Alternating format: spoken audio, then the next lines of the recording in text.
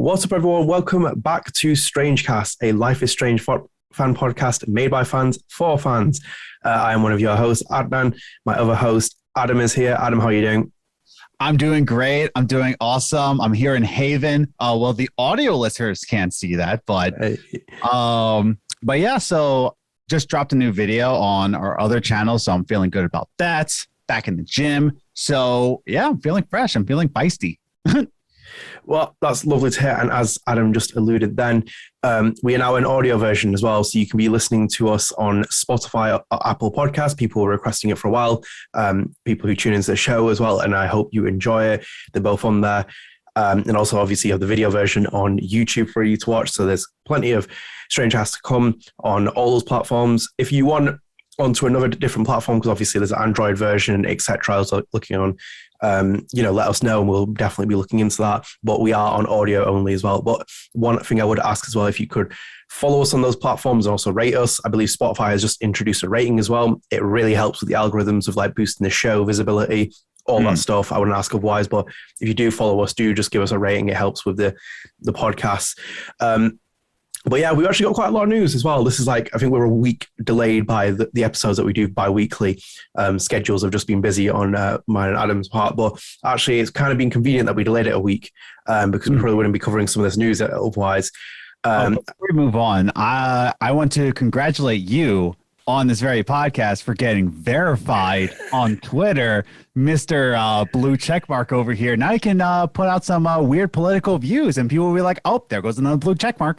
Hey, I know. I can see the verified accounts that have replied to me. It's nowhere near as big as it used to be, but they are there. But yeah, thank you for that. It took like 20 minutes for me to actually get verified. I was like that instantly, and I got a notification for Twitter. I was like, it's crazy that you did, but Eddie Burback didn't, man. I'm a bigger name though, so that's the way to say it. That's it. The Twitter verification thing is so weird for me as well, because there's so many people who are verified, and there are people who are very. Yeah, it's. I don't get the algorithm way that they do it, but yeah, it is what it is. Congratulations, though. Oh, thank you. Yeah, it's quite funny that I did get verified. With great power comes great responsibility. Hey, what a line. I watched it, but you didn't. Yeah, well, we'll dodge the Spider-Man conversation because I imagine it could be long. Even if I haven't watched it, it could be a long conversation. But yeah. Adam, I feel like we start off with the Game Awards. We're going to leave part of the Game Awards segment that we have for the main topic, which might even be the title of the show or the thumbnail. But we're just going to focus on the Game Awards to start with because that was earlier this month in December. Yes. And obviously, Life is Strange: True Colors was up for 3 nominations. And it was nominated for Best Narrative Game. It lost to Marvel Guardians of the Galaxy. Best Performance, Erica Mori was nominated for Alex Chen. She lost to Maggie Robertson as Lady Dimitrescu in Resident Evil Village. But Life is Strange: True Colors did win Games for Impact, which is a big win. But Adam, I'm going to say to you now, I'm going to ask you for your thoughts, but I'm going to say I wasn't really surprised with the results of this. I expected them to win the third category, but not the other two. Well, now I have to look up what were the other nominees for Best Narrative. I'm just looking it up real quick. There were a couple of them. I was surprised that Marvel's Guardians of the Galaxy won it. I didn't really think that was going to be the one that I haven't played it yet, but I didn't think that was going to be the one that would take the award. I had a funny feeling that maybe True Colors would be. Oh, okay. So here are the nominees here. It Takes Two, which won Game of the Year, which me and Liz loved. We loved It Takes Two. Psychonauts 2, which I still haven't gotten a chance to play yet. Life is Strange: True Colors, Guardians of the Galaxy, which we just said, and Deathloop. And yeah. Oh wow, GameSpot actually predicted that Life is Strange: True Colors would have won. That's interesting. I'm on a GameSpot article. Game Rant. Game Rant. Oh, look at me go. But yeah, so it's not shocking, but again, I have not played Guardians of the Galaxy. I was waiting for more of a sale on that one. Deathloop, I was not surprised that did not win Best Narrative. I'm not surprised about that. I'm a little shocked in terms of Best Narrative. I did not think that Guardians would take it, but I haven't played it yet. So maybe it's better than I thought. But no, with best performance, I wasn't shocked about that one. It's you know what? It's such a shame because I really, really, really wanted Erica Mori to win. I really. She's like obviously I've had that privilege of speaking to her outside of being Alex Chen, and I think she's like truly one of the most like. I think you could just sit down with her and have a conversation for hours because she's just a real person. And I think you miss that with some people. Like she's Alex Chen in this incredible game, but then she's just a very authentic person as it is. And you know what? In my heart of hearts, I wanted her to win that because I was like, I had that feeling was like she could take this category. Because obviously, like if you go back in the years of even like the BAFTAs and stuff, Gonzalo Martin went into a strong category when he won Sean Diaz. Like he was up against Norman Reedus, for example, in Death Stranding. Yeah. It was actually a really tough. It was a really tough category in the BAFTA games that way, and he went up, and he actually won that as well. I think he even said to me when I was on the podcast, he's like, I didn't think I would win it because obviously there was such a strong category of actors. So I had a funny feeling she could be like a very, very strong contender. But I feel like obviously like with Maggie Robertson, she did great as Lady Dimitrescu. I'm not a huge fan of Resident Evil Village. I think it's quite deeply flawed despite all the kind of like hype. The praise. Yeah, it's very hyped. I think the second part of the game is it's so boring, but like her in particular, the small screen time that she has, she was in a very challenging category. So I kind of didn't really, I wasn't completely surprised that she won it. She was there, Erica Mori as well, which is quite cool. Like she was in the crowd with when they were announcing it. But yeah, like that one I wasn't surprised with. Best narrative was the one that I thought maybe it could take it in the category of games because obviously those best narrative games I haven't played any of those best narrative games. I feel so bad, but I haven't played any of them. I know It Takes Two is getting rave reviews, I thought that maybe would have won it if it won Game of the Year, but it was a really good story. I mean, like I said, me and my wife played it together, and it's a story about a married couple going through divorce. So it really hit home with us because, oh yeah, we're going through divorce. No, we're not. But it's just like, it was like a couple that like had a kid together. They lived their lives, and it's a very emotional, very realistic way of how these couples get divorced. And it's just a story about coming together. I thought Joseph Fares played really awesome as the book. He was fantastic. So if that won Best Narrative, I think I would have, been a lot happier. But, like Guardians, man, I need to play that then. And I need to. I've heard good things about Guardians, by the way. Like I have good things too. Yeah. I'm not upset that it won it. I'm like, It Takes Two and Life is Strange and Psychonauts 2. Like it's gonna be a good narrative there. Yeah, no doubt. Obviously, even with Joseph Fares, like I haven't played that game, but I've played as the Prison Escape one. I can't remember what it's called. What is that? Finished that quite religiously. It was a cooler concept, and the story was. Me and my wife played that too, and No Way Out. No Way Out. That's one. No Way Out. Yeah.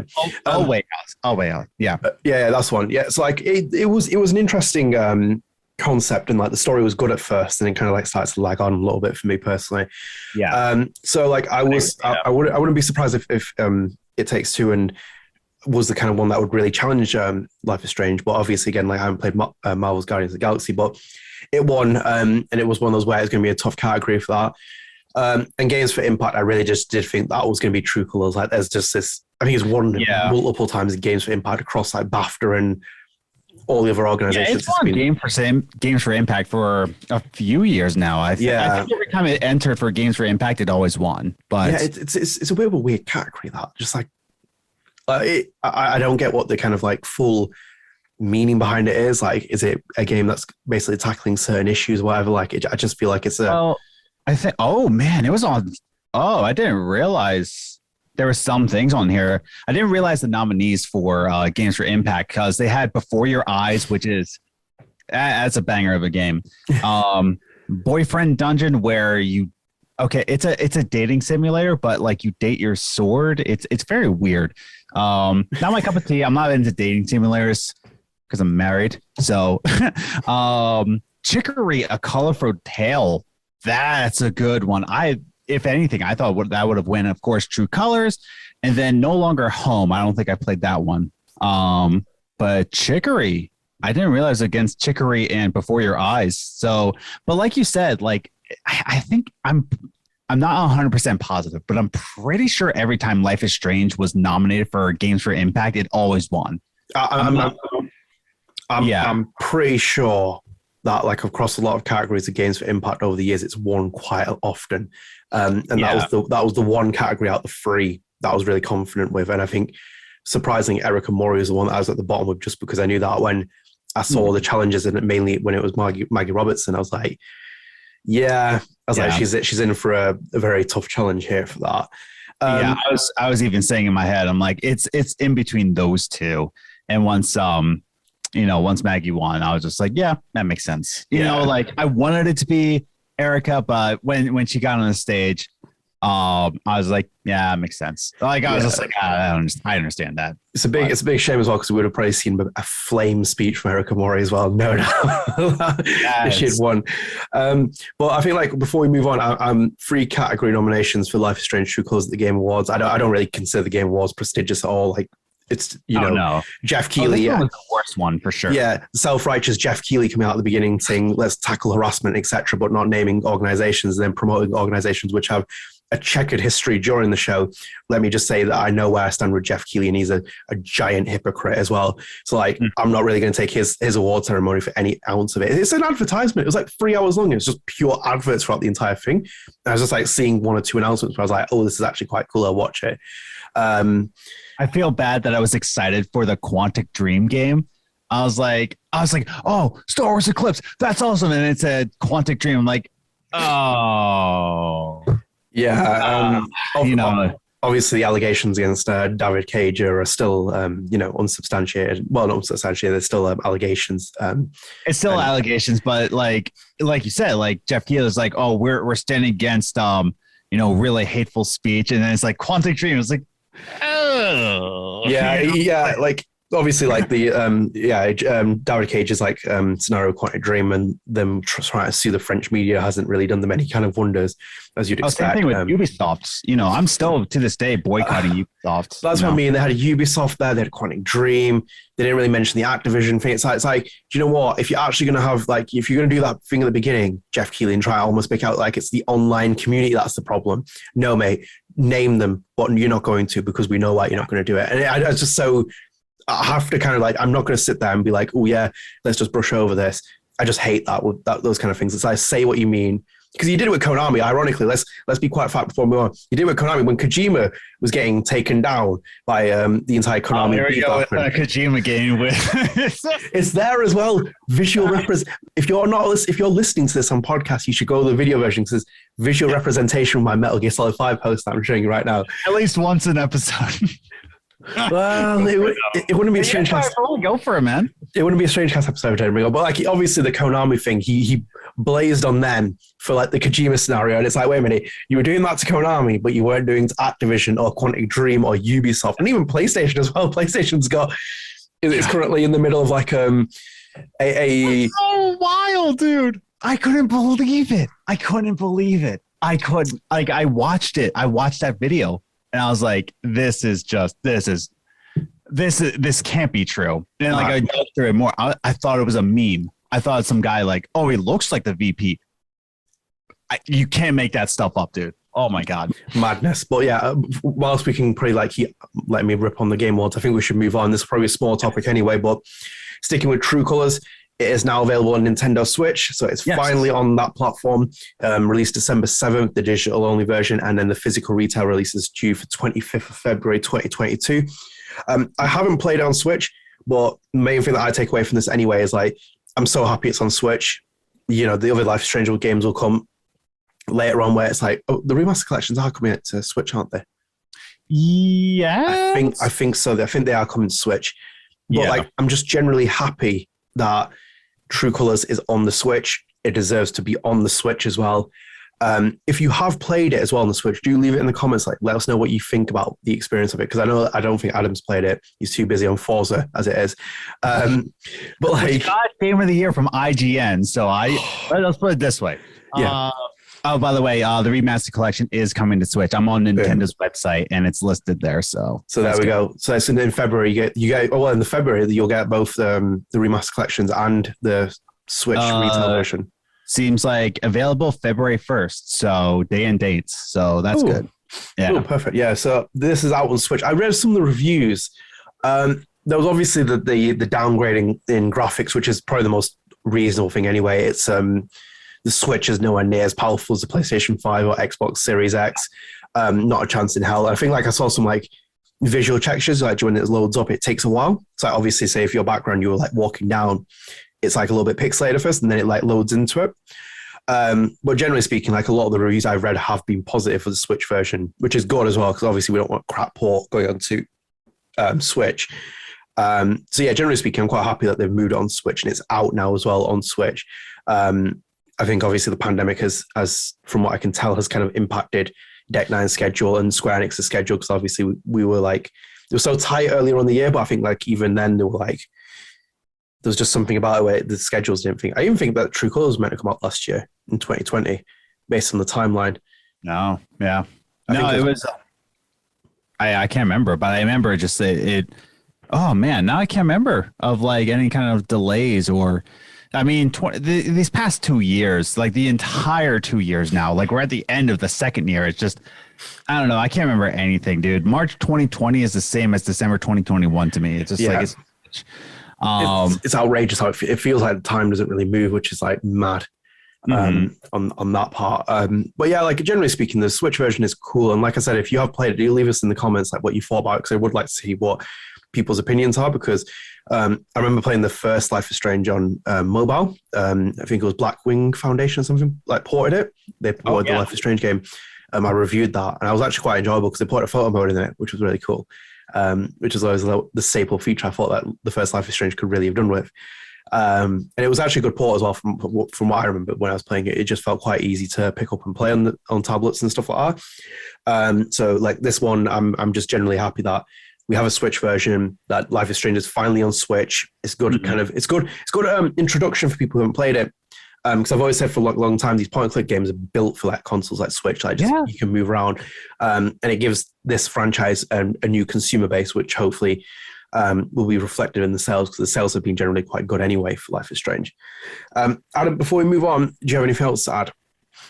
No, other than it's crazy to think that, and I think I heard that not just they downgraded these graphics, but they rebuilt it from the ground up. They rebuilt the actual graphics engine to actually fit onto the Switch. They did a lot of work to port this over, which is why it took so long to get to the Switch. And I think that, most Switch users understand. The Tony Hawk's Pro Skater 1 and 2 remaster, which was my game of the year of 2020. So go at 'em. But, the Switch version of that was, it was kind of gross looking, but all you could say is it's gross looking, but it's Tony Hawk on the go. Yeah. What are you going to say to that? It's yeah, that's true. That's Tony Hawk on the go. It's Tony Hawk on the go. Same thing with this. It's not just Life is Strange on the go. It's Life is Strange for people who only have a Switch. Let's put it that way. I think this is an important game to play. I think this is an important franchise to play. Would I have tell me why on a Switch? Yes. But other than that, at least if you only have a Switch, Life is Strange is there for you. So that's a really awesome feat. Whether it's downgraded or not, it's just cool to see. Yeah, absolutely. Obviously, we don't know where the future of the series goes, but if they go grander in terms of scale and vision, maybe we don't see next version of the Switch. Who knows? Yeah. But obviously, with the main thing we also need is a Life is Strange 2 port onto Switch as well. Yes. Maybe. That's not that important to that'll be a topic for another time. That'll be a very, very good episode. I assure you of that. There'll be some fireworks. I promise you, after the holidays are done, there's a couple games in my backlog, but I'm going to replay Life is Strange 2 when I have more time. I barely have enough time to play the Halo Infinite campaign as it is. But yeah, I am going to be playing Life is Strange Season 2 in early 2022. So let's put it that way. That's going to be a good episode. If you're a new listener as well, Adam is very doesn't like Life is Strange 2 like I do. He's not a believer, but we'll make him a believer. I like the message it was sending. I love the message. The gameplay and the pacing was... That's all I'm going to say. Well. Anyway, speaking of Life is Strange 2, segue with the developer of Life is Strange 2, Dontnod Entertainment has hit the news. The OG Life is Strange developer is in the news because it announced its first third-party published game, which is called Gerda, A Flame in Winter. So unveiled during the Nintendo Indie World Showcase, this brand new narrative game is developed by Danish studio PortaPlay, which you'll probably have heard us talk about when on an early episode of StrangeCast. And it's also the first third-party game published by Dontnod. Obviously, Dontnod have published their own game with Twin Mirrors. This is now with them going to third-party. Then dropped the trailers, so you should definitely check that out as well. The game is due for release in 2022. Gerda is an intimate narrative RPG light X. That's like a mouthful. During World War II and the German occupation of Denmark, in this poignant story-driven game inspired by real-life events, players will walk the path of Gerda, a nurse whose life is turned upside down overnight. Armed only with her wits and knowledge of her community, Gerda must save her loved ones while staying true to herself. Apologies.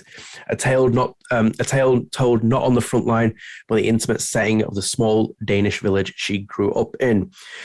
Choices are made through a mix of exploration, dialogue, and resource and relationship management. Gerda's personality traits are her skills, and her connection with others will also determine how the story unfolds. Every dilemma is challenging, and every decision critical in times of turmoil and war, and this game poses the question, how far would you go to protect your loved ones? Mm-hmm. Adam, I'll let you take this first. So right here and then, we watched the trailer. It's good. I liked it. I think it's my kind of game. I love it. I loved Backbone. I love Thimbleweed Park. I love these types of games where it's just kind of like very straight. I played Tale Innocence. That was great. But the point I'm saying is that it's my kind of game. Adnan, I think it's your kind of game.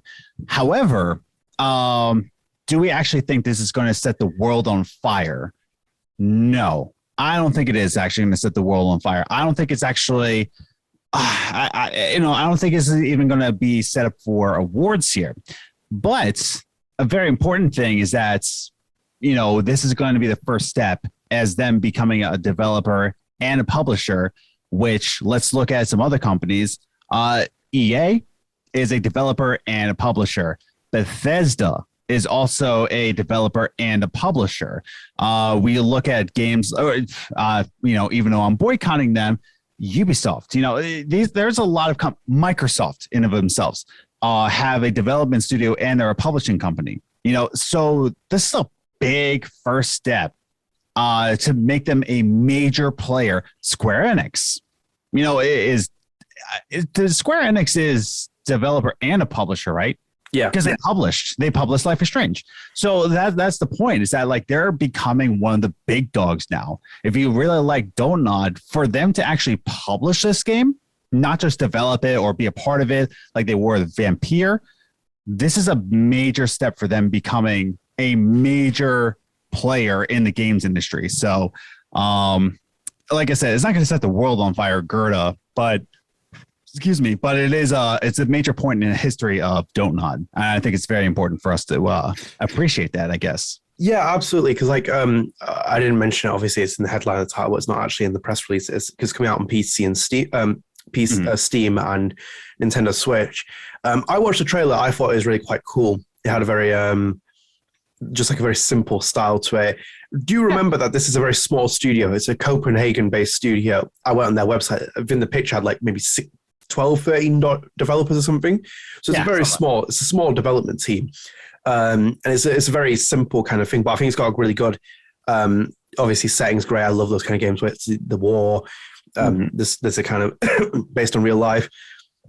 And a studio that's tapping into its actual roots as well, like where it's the story set as well. Like, it's on the front line in World War II in Denmark. Like, you don't really see that many.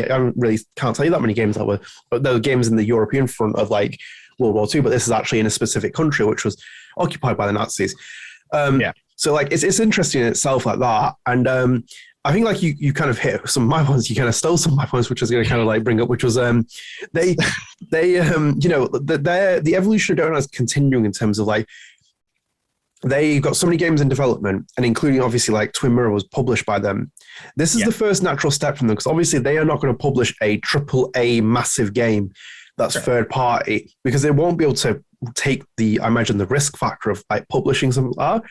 So to take like a small studio's game like this, publish it on Switch and Steam is kind of really probably valuable experience for them in terms of getting this game out there.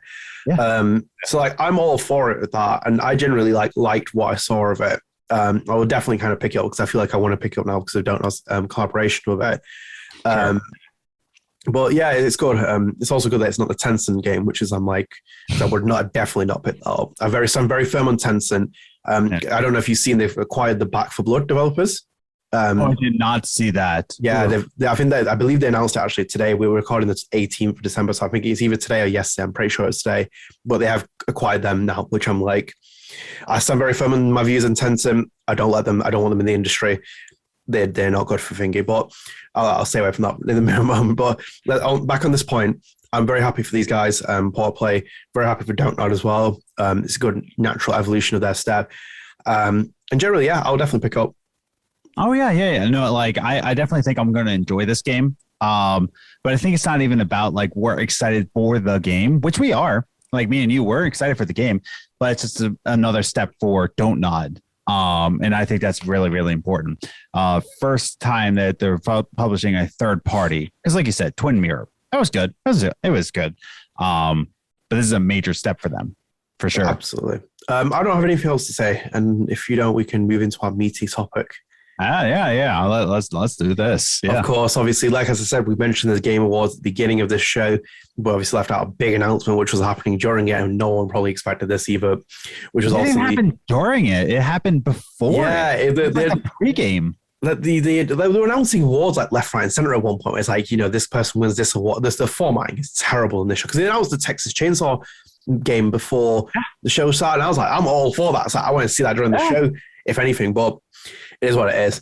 But yeah, so like this was a big announcement that happened at the Game Awards, which was that Telltale partners with Deck Nine for a narrative-based game on Alken's television group's sci-fi TV series, The Expanse.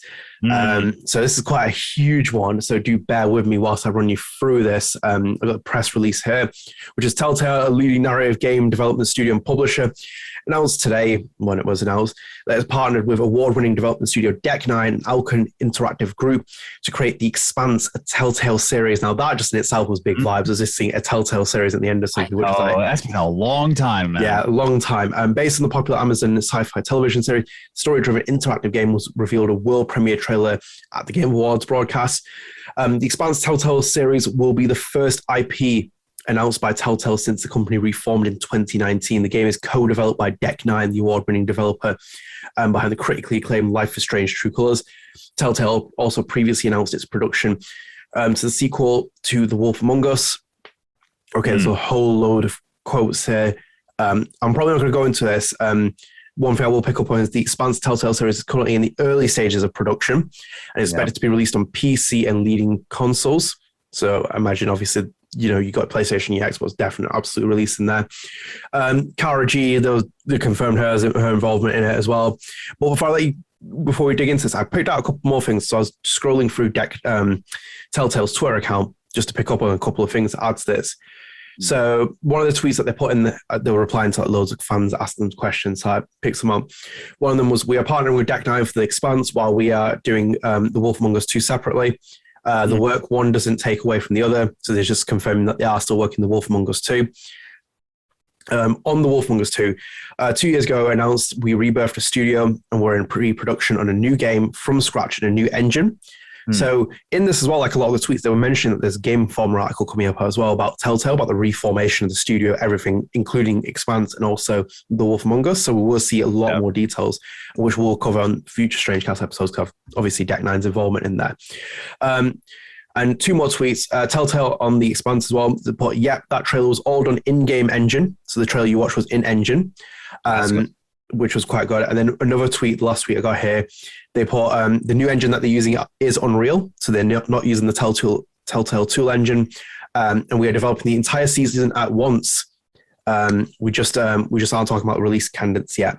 So we have actually a full thing. So I kind of wanted to dig those out because it adds context to stuff we didn't know. A lot of the news articles didn't even pick up on this stuff either.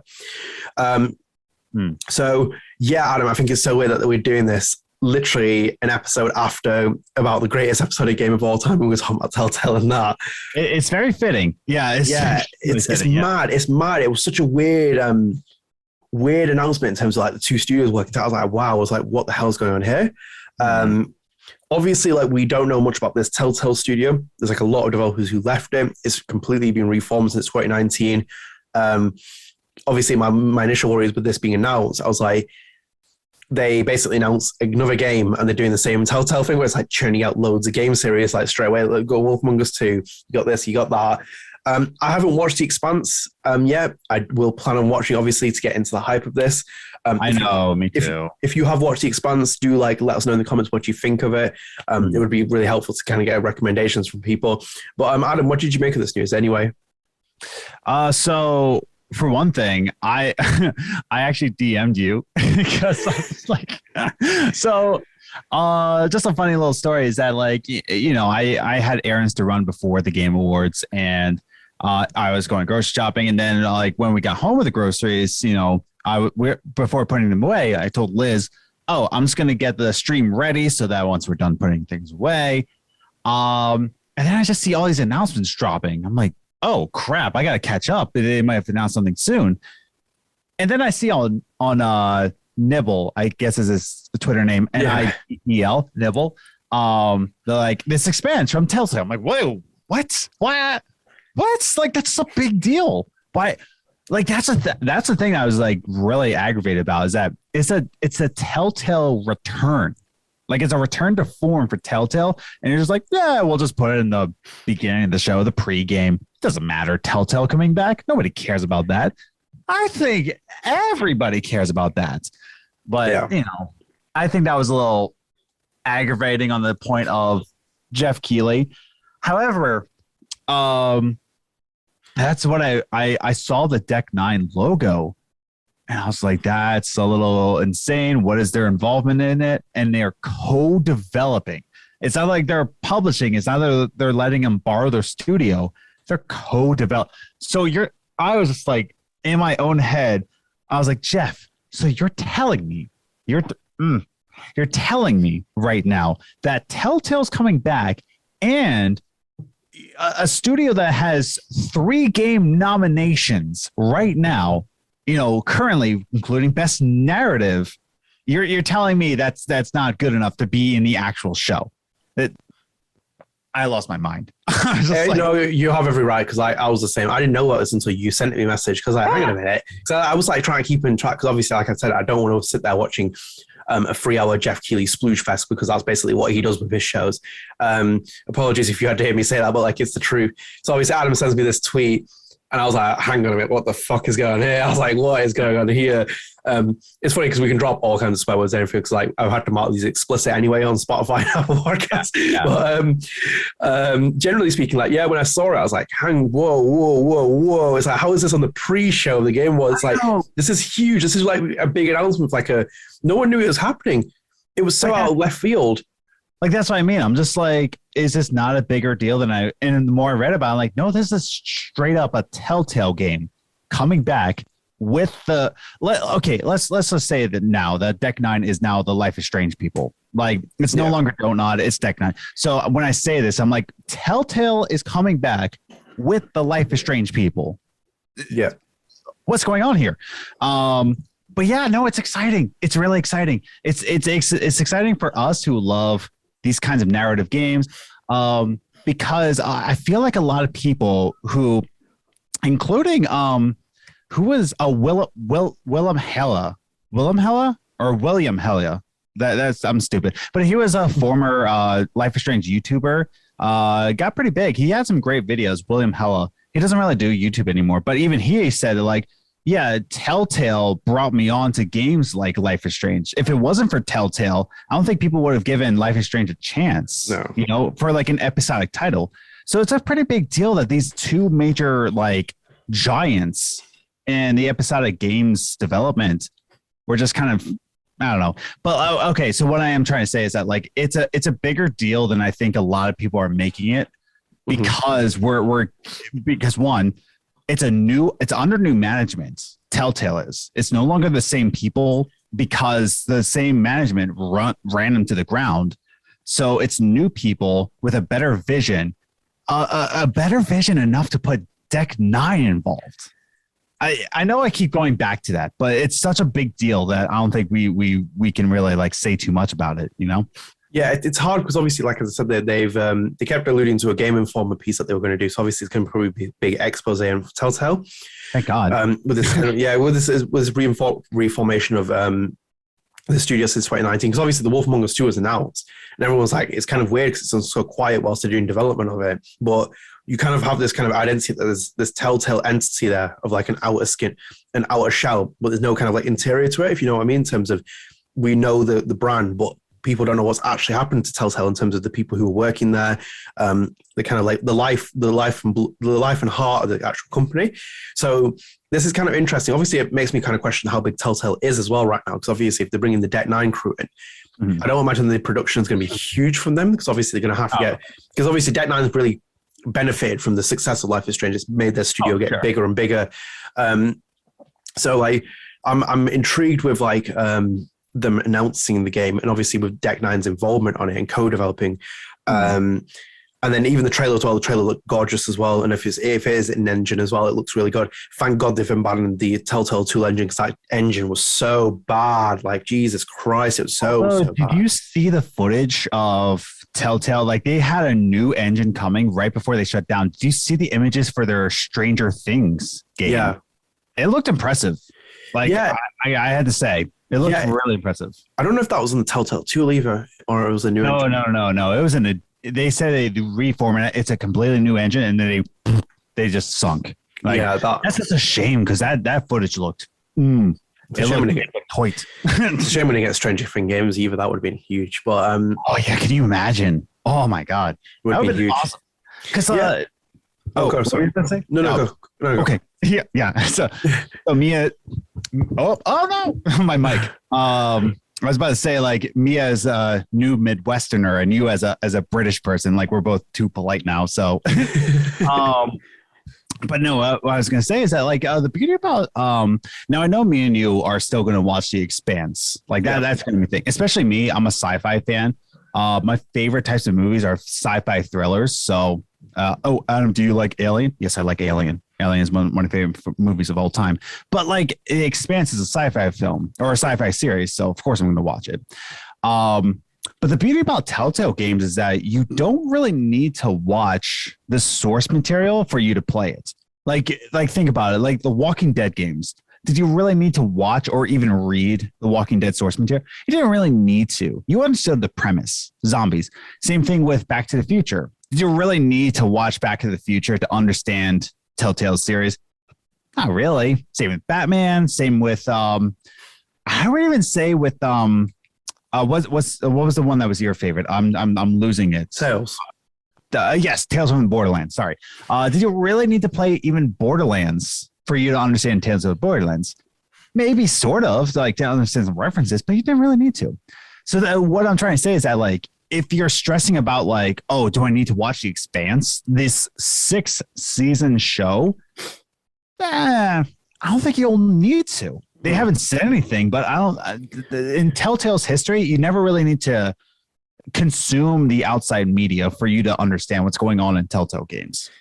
Yeah, they usually just take the franchise and then kind of like build their own ideas with it. And then obviously like they'll obviously take the things from the franchise, but essentially you can play it as a fresh newbie and kind of like get the idea of like what they're doing with it, which doesn't naturally make sense for them to do that. But yeah, I was really kind of like just captivated by the entire thing. I think I'll get more into it when I watch The Expanse. I will watch it. I like you as well. Yeah, like you, I'm a fan of sci-fi stuff. Obviously, I'm a huge fan of Firefly. Like who doesn't like Firefly? Who doesn't? If you like sci-fi and you're like, oh, Firefly sucked, you're getting thrown out a window. Well, like, fun fact for me, I never watched Firefly until I watched so I'm a huge fan of Terminator Sarah Connor Chronicles, the TV show. I love it.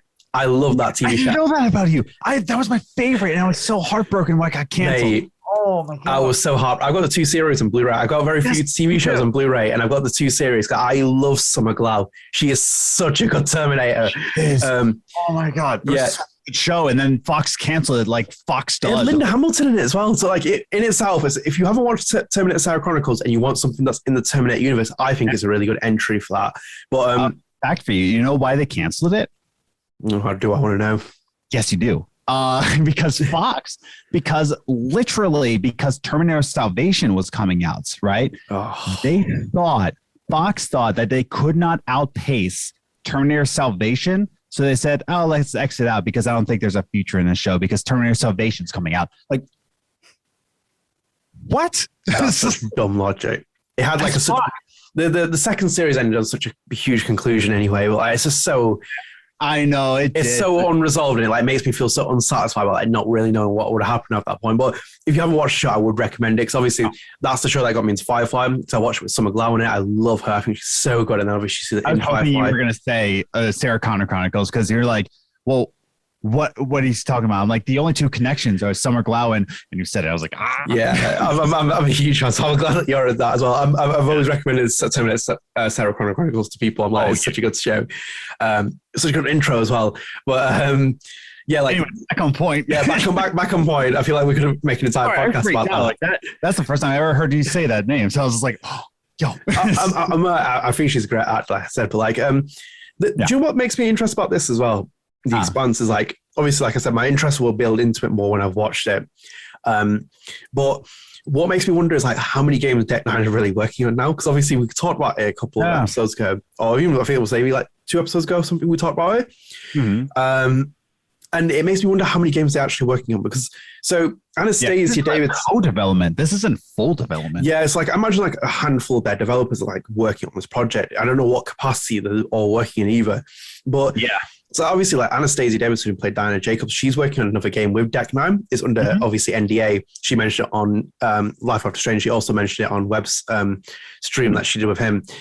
And that obviously makes me wonder what they're working on. I don't know if she's working on The Expanse, which would be very interesting. I was going to say, did we get the cast list for The Expanse yet? Yeah, like I think obviously we have the main character who is Karagi, I think she's called. Yeah. Like she was the one that was showing the trailer, and like she obviously will reprise. I think she's reprising her role from the show.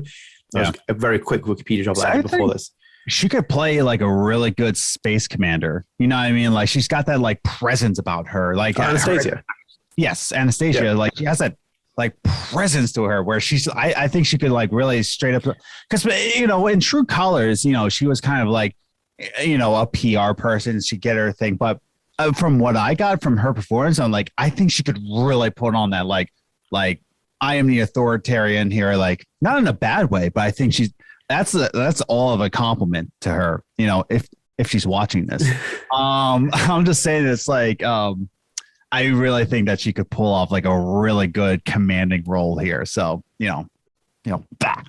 Oh no, I'm fully on board with you. Obviously, having spoken to Anastasia, very wonderful person, and can very much, I think, easily deliver that kind of performance that you just mentioned.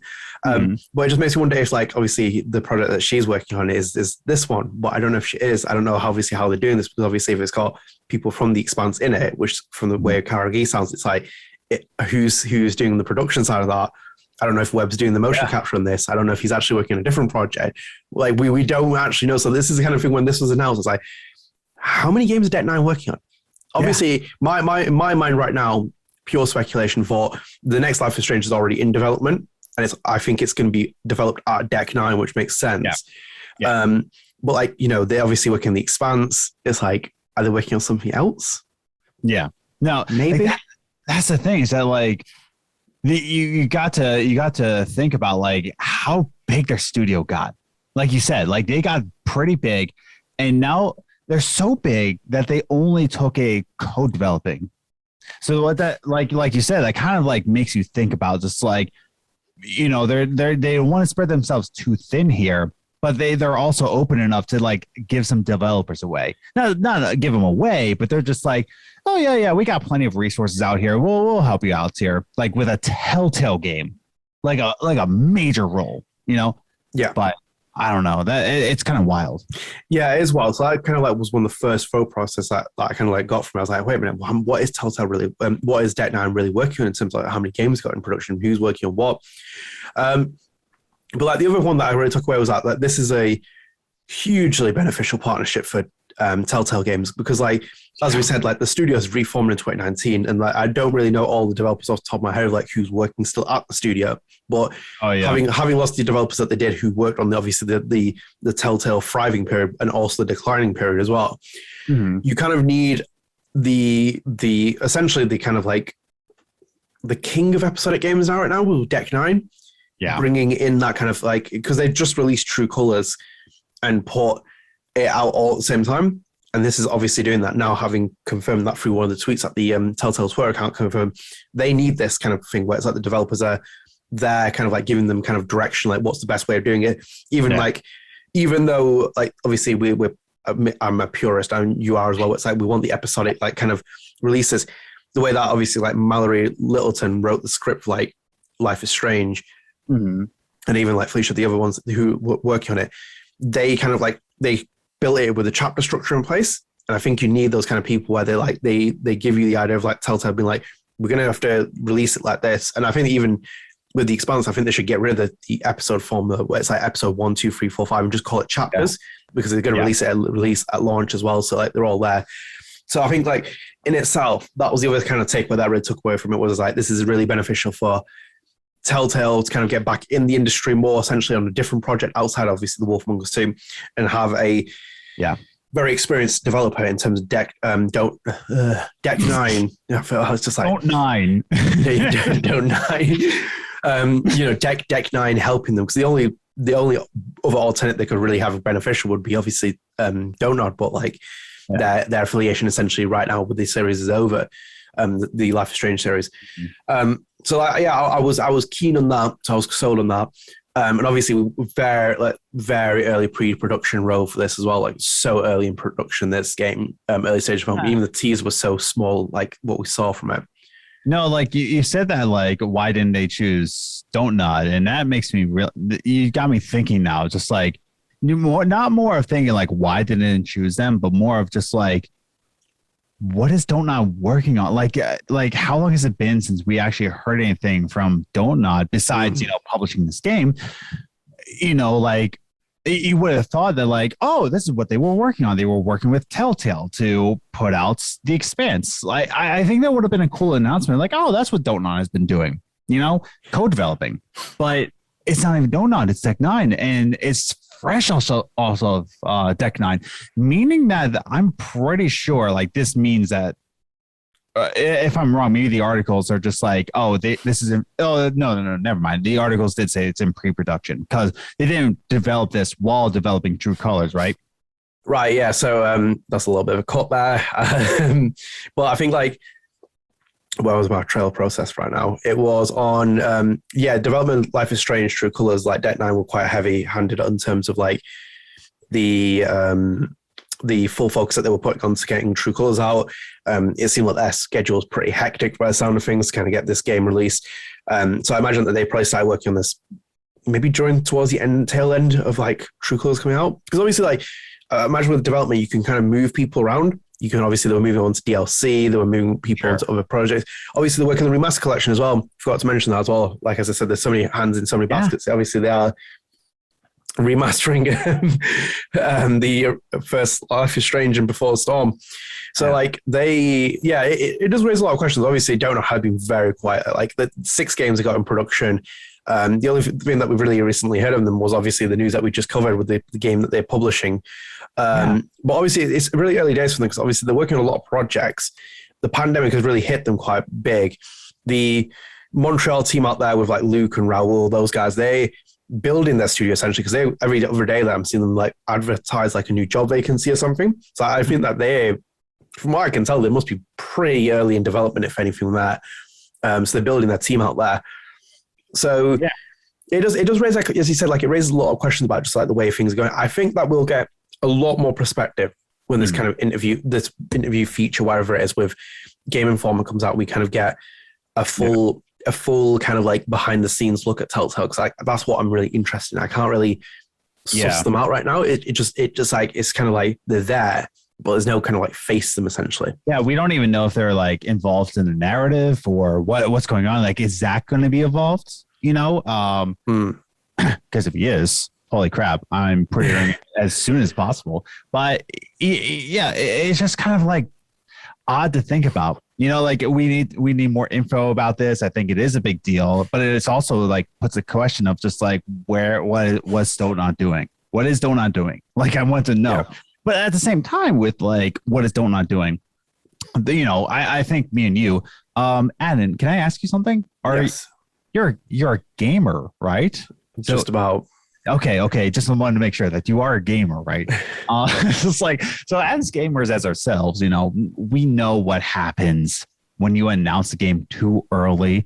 I'm looking at you, Elder Scrolls 6. Okay, we all knew it was happening. It was Starfield. We needed the confirmation. Okay. Anyways, but like more recently. So like I said, I'm excited for Star Wars Eclipse, whether Quantic Dream is involved or not. I love Star Wars. Yum, yum, yum. Give me more Star Wars games. I will eat it up. Yum, yum, yum. But there's an article that came out saying that it's confirmed that this game is not coming out for another 3 to 4 years. I'm going to be nearly 35 years old when this game comes out, dude, because I'm turning 31 in January and it's not coming out for another 3 to 4 years. I'm going to be 35. That's not okay. It's like, because that's the thing, like you can't announce something so early.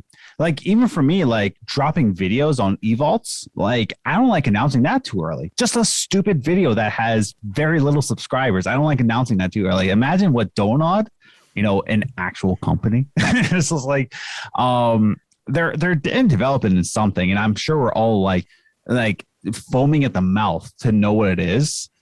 But it's like there is such a thing as announcing something way too early, and there's just nothing to show right now. Versus Eclipse, 3 to 4 years. That's just baffling to me. Yeah, I completely agree. Like, obviously, I've seen so many games get pre-announced so early, and I'm just like, I just don't really care at this point. Like, I don't care when the game comes out, if anything, or like maybe a couple months beforehand. But like with this, I'm intrigued nonetheless. I just have my like as you said, like I think you mentioned it with Zach as well. Like I know some of the developers who've kind of like come out on Twitter and be like, I'm working on this game from Deck 9, but obviously we don't know if we lose any of the Deck 9 developers from True Colors onto this project whilst the other teams are working on there. Like we don't know what the overall structure is in the company of like who's doing what and what's going where. So like that in itself could just like make me quite interested in seeing like who's getting involved in this, if there's anyone else coming from the True Colors games. But yeah, I feel like I'm pretty much done. Is there any extra thoughts you have on this? Do we know when that Game Informer article is going to drop? Is it this month or next month? Or I'm even not too sure. I was looking at the tweets that just kept saying that we're getting this kind of like, I think they said something about Games Daily or something as well. Okay. They said like usually when somebody says that, it's within the month. Yeah. Or within the next couple months. They're not going to be like, oh, the next article is coming out. It's going to be in June of 2020. I'm going to realistically say January. I'm going to say it's going to be a January issue of Game Informer. So if any Game Informer subscribers are out there, you know, keep an eye on your Game Informer. Do they even do the physical magazines anymore? I think they canceled that because I know Game Informer went through a big, like they cut a lot of people. That was a devastating blow. So I don't think they're doing physical books anymore. I think they might still be doing. I'm not too sure. It seems so strange to know that. But yeah, like as you said, like I think maybe probably realistically January is going to be the one where we see more details about Telltale, and then from this, I think we'll learn a bit more details about the Expanse in itself. And in the meantime, I probably will watch this show at some point and kind of like get more involved in it. Probably even more better understanding of the actual subject as well, what it's going to be on about. But yeah, I think that's done for this episode. Guys, I hope you enjoy. Please do leave a like, rating, subscribe on YouTube. It really does help the YouTube channel. And also, again, leave us a rating on Spotify and Apple Podcasts. It helps. And same with following us as well. You always get up-to-date live Life After Strange. You get up-to-date StrangeCast episodes. I don't know how many podcasts do you get up-to-date StrangeCast episodes. Yeah, I hope you enjoy this episode. Please leave us your thoughts in the comments. Have you played the Switch version of True Colors? What do you think about this announcement? Obviously, we love hearing other people's thoughts. Yeah, stay tuned. There'll be more StrangeCast episodes coming in 2022. Take care, guys. Peace.